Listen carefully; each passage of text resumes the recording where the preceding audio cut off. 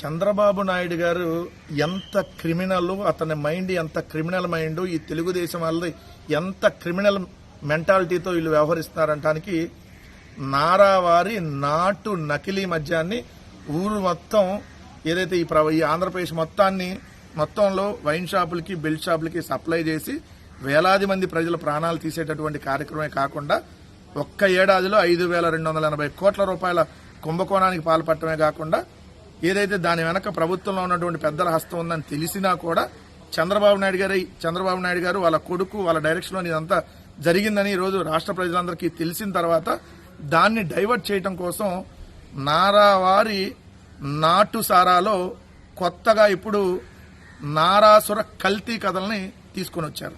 కల్తీ కథలు.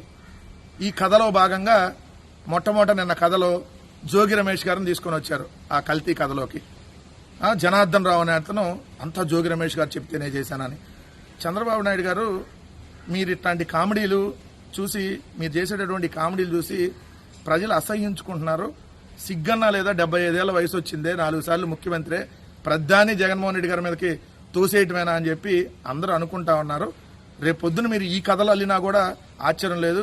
ఏం కథలు అయ్యానంటే, రైతులకి యూరియా అమ్మమని చెప్పి యూరియా ఇవ్వకుండా బ్లాక్ లో అమ్మమని చెప్పింది వైఎస్ఆర్సీపీ వాళ్లే అని, లేదంటే 99 పైసలకి ఉల్ఫా గాలకి లేదంటే బఫూన్ల గాలకి భూములు అమ్మేయమని చెప్పి జగనే చెప్పాడని, లేదంటే ఈవీఎం ముఖేష్ కుమార్ మీనాకి జగనే ఫోన్ చేసి వీవీప్యాట్ స్లిప్పులు తగలబెట్టాయని చెప్పాడని, మీ తెలుగుదేశం అనంతపురం ఎమ్మెల్యేకి జూనియర్ ఎన్టీఆర్ గారిని వాళ్ళ తల్లిని తిట్టించమని జగనే చెప్పాడని, లేదంటే వైఎస్ఆర్సీపీ వాళ్ళు చెప్పారని, లేదంటే వైఎస్ఆర్సీపీ మాజీ మంత్రులు లేదా ప్రస్తుత ఎమ్మెల్యేలు ఫోన్ చేసి ఆ బుడ్డా రాజశేఖర రెడ్డికి ఫోన్ చేసి అటవీశాఖ అధికారం మీద దాడి చేయి అని చెప్పి చెప్పారని, లేదు అని అంటే మొన్న బాలకృష్ణకి ఏదైతే జగన్మోహన్ రెడ్డి గారి ఫోన్ చేసి చిరంజీవిని తిట్టమన్నాడు, నన్ను కూడా తిట్టు అని చెప్పి చెప్పాడని, అవి కూడా ఆ కథలు కూడా అల్లిచ్చేస్తే ప్రజలు వింటారు. లేదంటే పీపీపీ ప్రైవేట్ వాళ్ళకి మెడికల్ కాలేజీలు అమ్మేమని చెప్పి జగనే చెప్పాడని, లేదుగా మీరు కథలు అల్లుతారు కదా. బుడమేరకు వరదొస్తే ఏదైతే విజయవాడ బ్యారేజ్ని కూల్చేస్తున్నారు, మొత్తం ప్రకాశం బ్యారేజ్ పడిపోతుంది, 2 లక్షల మంది చచ్చిపోతున్నారని, జగన్ గారి హయాంలో 30,000 మంది కల్తీ మద్యం దాకా చనిపోయారని కట్టుకథలు. మీరు ఇట్లాంటి కట్టుకథలని మీకు అలవాటే కదా. 30,000 మంది మహిళలు మిస్ అయ్యారని, 14 లక్షల కోట్లు అప్పు అయిందని, ఇప్పుడు పరిశ్రమలో మీ హయాంలో పారిపోతున్నా అంతా జగన్ వల్లే పారిపోతుందని, ఇట్లా కట్టుకథలు వెళ్ళటం మీకు అలవాటే కదా.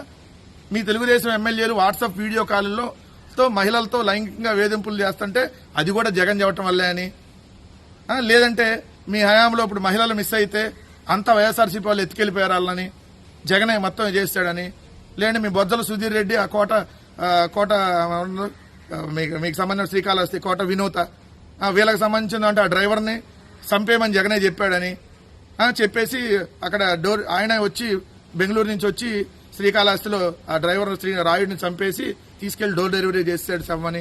ఈ కథలు కూడా అల్లేయండి, అయిపోయింది. సిగ్గు శరం కనీసం మనుషుల్లాగా ప్రవర్తించండి. మీరు మిమ్మల్ని చూసి అసహ్యించుకుంటున్నారు. ప్రతిదానికి జగన్మోహన్ రెడ్డి గారి మీద వైఎస్ఆర్ కాంగ్రెస్ పార్టీ వాళ్ళ మీద చేసేదంతా లత్కోరు పనులు మీరు మళ్ళీ తీసుకున్న చైని జగన్ గారి మీద ఇటువా. ఇప్పటికైనా కనీసం మనుషుల్లాగా ప్రవర్తించమని చెప్పి ఈ కూటమి ప్రభుత్వానికి చెప్తా ఉన్నా.